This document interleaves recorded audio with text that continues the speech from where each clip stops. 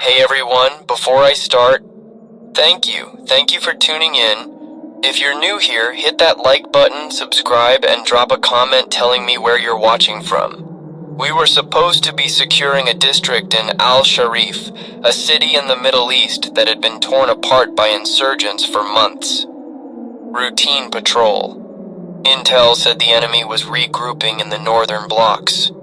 My unit, 12 of us, moved through the rubble like ghosts, rifles up, sweat pooling under our body armor. The sun was a white-hot fist slamming down on the rooftops. I remember the smell. Rotting trash. Burned concrete. Bloodstains older than the war itself. Sergeant Cole was on point, hard-ass from Texas. Never smiled, but you'd follow him into hell anyway. He raised a fist and we froze. A kid, couldn't have been older than 8, darted across the street ahead, barefoot, clutching a mangled teddy bear. Cole lowered his rifle. "Let it go," he muttered. No threat. That's when the screaming started. It came from an apartment complex to our east. Not the usual wail of grief or panic. This was inhuman. Like an animal caught in a wood chipper. We breached the building, stacking up silent, weapons hot. Second floor. The door was splintered. Inside, a woman in a blood-soaked hijab crouched over a body. No, feeding. Her teeth tore into a man's throat, tendons snapping like guitar strings. Cole barked, "Step back! Now!" She turned. Her eyes were milk white, her jaw unhinged, dripping black sludge. Then she lunged. Private Riggs opened fire first. 3 rounds to the chest. She didn't stop, didn't even stagger. She vaulted over the couch, tackling him to the ground. His scream cut off as her teeth found his carotid. Blood sprayed the ceiling. We lost 3 men in that apartment. 3 good soldiers. By the time we dragged Riggs's body out, his veins were bulging black under his skin. Cole radioed command. No response. Just static.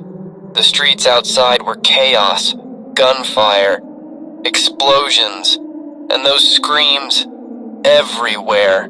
We regrouped in a bombed-out pharmacy. Hernandez, our medic, checked our wounds. "Whatever that thing was," he said, "it's spreading. Fast." He showed us Riggs's dog tags. The metal was smeared with an oily substance. His blood's toxic, like it's alive. Cole made the call. We head to the evac point, 5 clicks south. Move fast, shoot faster. The city became a slaughterhouse. Civilians sprinted past us, clawing at their own faces. Others changed, mid-stride. A shopkeeper seized up, vomited black bile, then ripped out his neighbor's spine. We fought through alleys, rooftops, collapsing buildings. Every corner, more of them. Faster, stronger, smarter. They didn't shamble. They hunted. In packs. Flanking us. Herding us. Private Choi got dragged into a sewer grate by a dozen hands. We heard him screaming for 10 minutes after. We found a makeshift fort, an old police station. Marines were holed up inside, led by a Captain Vargas. She'd lost half her team. "They're not just infected," she said. "They're being controlled, like a hive-mind. You see the ones with the glowing eyes? They're the conductors. The rest? The orchestra." Cole didn't buy it. "Zombies don't coordinate, they're dead." Vargas tossed him a file. Classified intel. Photos of a lab. Our lab. U.S. insignia on the walls. Test subjects strapped to gurneys, veins bursting with black fluid. "This wasn't the enemy," she said. "This was us. They hit us at midnight. The horde, hundreds, thousands, pouring into the streets like a tidal wave. But Vargas was right. There were leaders among them. Figures with glowing green eyes, barking guttural commands. We held the roof, burning through ammo. Then I saw him. A soldier. Our soldier. Or what was left of him. His uniform was tattered, but the nameplate was clear. Major C. Brenner. Command had listed him MIA 2 weeks ago. Now his eyes glowed radioactive green. He pointed at our position, and the horde surged. Cole grabbed my arm. That's no zombie, that's a bioweapon. We retreated into the station's vault. Vargas was dead. Half my unit was gone. And the thing that used to be Brenner, it was still out there. Hunting. Cole slumped against the wall, clutching a photo of his daughter. They knew, he whispered. Command knew. And they left us here to die. This is where it starts, people. Where the lies crack open. But the worst is yet to come. The horde. The truth. What we had to do to survive. Stay with me. The vault door groaned under the weight of the horde. Fists, claws, teeth, everything pounded against the steel. We'd barricaded it with desks, filing cabinets, the corpses of dead Marines. Didn't matter. The sound was constant, a drumbeat of death. Sergeant Cole reloaded his sidearm, hands steady. They'll breach, soon. Only 4 of us left. Me, Cole, Hernandez, and Reyes, a rookie who'd stopped talking an hour ago. His hands shook so bad he'd dropped his magazine twice. Hernandez tossed me a syringe of adrenaline. For when the screaming starts, Cole kicked open a weapons crate. Frag grenades, incendiaries. We burn our way out, head west, evac's gone, only shots the airfield. Reyes finally spoke. What if command's there? What if they help us? Cole didn't answer. He didn't need to. We blew the vault. The explosion tore through the station, shredding the horde clustered in the lobby.